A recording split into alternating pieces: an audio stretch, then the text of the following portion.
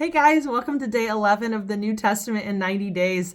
Today, the reading covers Mark chapters 4 through 6.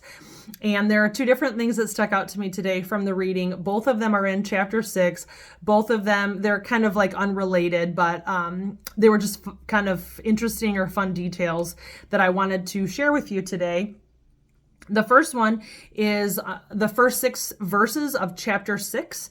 And basically, Jesus has been preaching and he ends up going back to his hometown of Nazareth. And starting in verse 2, it says, "The next Sabbath he began teaching in the synagogue, and many who heard him were amazed. They asked, 'Where'd he get all this wisdom and the power to perform such miracles?' Then they scoffed. 'He's just a carpenter, the son of Mary and the brother of James, Joseph, Judas, and Simon, and his sisters live right here among us.' They were deeply offended and refused to believe in him," which I thought was really interesting. I guess not totally surprising that he goes back. I mean, these people would have seen him grow up. I'm assuming, based off of what they're saying, that he probably never led on that he was the Messiah, because, that would have probably been problematic for him as a child. And so, yeah, they're just like very confused. They're like, I don't know who you think you are, but you're definitely like not that great. I don't know. They're very confused, very confused. And Jesus ended up telling them, he says, "A prophet is honored everywhere except in his own hometown and among his relatives and his own family. And because of their unbelief, he couldn't do any miracles among them except to place his hands on a few sick people and heal them. And he was amazed at their unbelief." Probably thought like, hey, I've always shown myself to be really truthful. Why would I all of a sudden become a liar or like a crazy person? So he was probably saddened by their response. But I thought it was really interesting because I think sometimes we can become so familiarized with the Bible that it starts to maybe lose some of its power because it just becomes too familiar. The other thing that I think, at least for me, this is kind of where my mind went, was to think about how, like, I'll just say in America, because this is where I live. In America, I think if, people that maybe are not Christians, they see the example of Christians and they're like, why would I want to read the Bible? Like, the people that call themselves Christians suck. So no thanks. And so there's kind of a couple things that were going through my mind as I was reading that. And so for me, it's just, it seems kind of weird that I would take this away from this, but just a good reminder for me to be a good example so that people will want to seek out what Christianity is about by my example. And so that was one thing. The next thing that I wanted to share, which I thought was really interesting. So later on in Mark chapter 6, there's King Herod. Basically, he's kind of a sketchy guy. And his wife, he actually married his brother's wife. And there's a whole backstory there. But he's basically, his wife was always really ticked at John the Baptist because John the Baptist was like, what you guys are doing here is not right.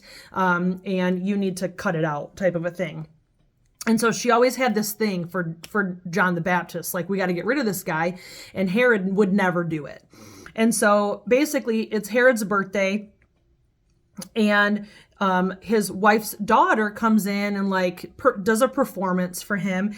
And he enjoyed it so much that he said, ask me for anything you like. This is in verse 22, Mark 22. He says, ask me for anything you like, and I'll give it to you. He even vowed, I'll give you whatever you ask, up to half my kingdom. So the daughter goes out, talks to her mom, and is like, what should I ask for? And of course, the mom's like, ask for John's head. And so she goes back in and she's like, I want John's head on a silver platter, which is crazy. And so it says in verse 26, then the king deeply regretted what he had said, but because of the vows he had made in front of his guests, he couldn't refuse her. And we live in America in this day and age, we live in a time where I don't think like people can go back on their word and we don't even think twice about it. Like I would not even think twice about if it said in here and Herod was like, oh no, we're not doing that. But for some reason back then, like vows were a big deal. Like following through with what you say was a big deal. Being truthful, being honest was a big deal. Now we obviously see the Pharisees, which I know we didn't talk a whole lot about this when we looked at Jesus' arrest and crucifixion in Matthew, but I'm sure we'll talk about it later. But the Pharisees were teachers of the religious law. They should have been some of the most honest people, and they were fairly crooked.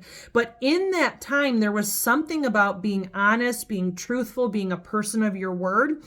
And I think that that's something that's really important to keep in mind as we're reading through Jesus's words. He would have grown up in a culture that was very much like that. That was, if you are honest and truthful, you're a respectable person. Jesus would have grown up in that. And so I think, at least for me, I don't know if this would be the same for you, but it makes me trust Jesus's words even more, knowing the type of culture that he grew up in and was preaching in. Being a person of your word would have been a big deal, being honest and truthful.